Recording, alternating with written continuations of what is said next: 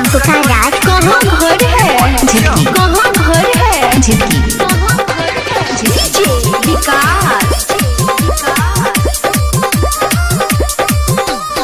आसन लगा दे मैया आसन लगा दे मैया अहले कमल फूल पर बिना बहाली है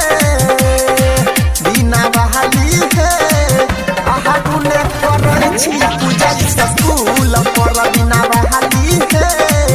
आहा गुने करै छी पूजा स्कूल पर आसन लगा दे मैया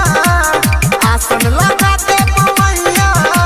अहले कमल फूल पर बिना बहाली है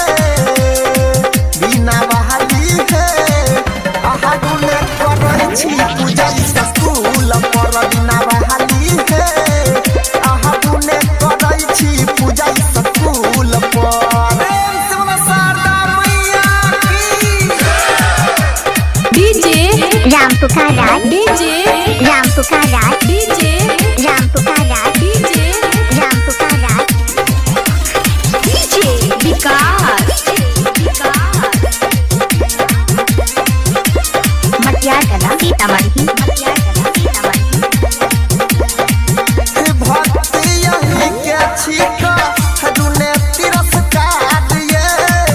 अबाल निवेदन मैया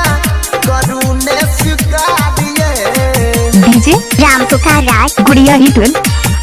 भक्ति यही के छिका दुने तिरस्कार ये बाल निवेदन मैया करुणे स्वीकार ये टीका लगाया मैया टीका लगाया मैया ये चरण परत जे धूल पर बिना बहाली है आहा गुने करै छी पूजा स्कूल पर बिना बहाली है आहा गुने करै छी पूजा स्कूल पर शारदा मैया की डीजे राम पुकार राज कहाँ घर है झिटकी कहाँ घर है झिटकी कहाँ घर है झिटकी डीजे विकास मटियार कला सीतामढ़ी मटियार कला सीतामढ़ी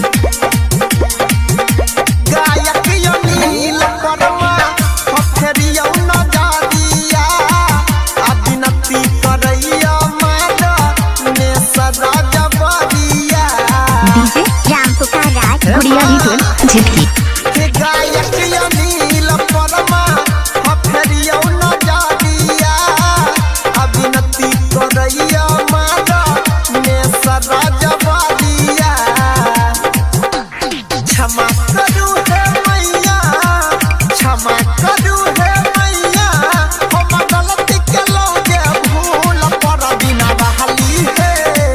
यह गुने करै छी पूजा स्कूल पर बिना बहाली है आहा गुने करै छी पूजा स्कूल पर आसन लगा दे मैया आसन लगा दे मैया अहले कमल फूल पर बिना बहाली है आहा गुने करै छी पूजा स्कूल पर बिना बहाली है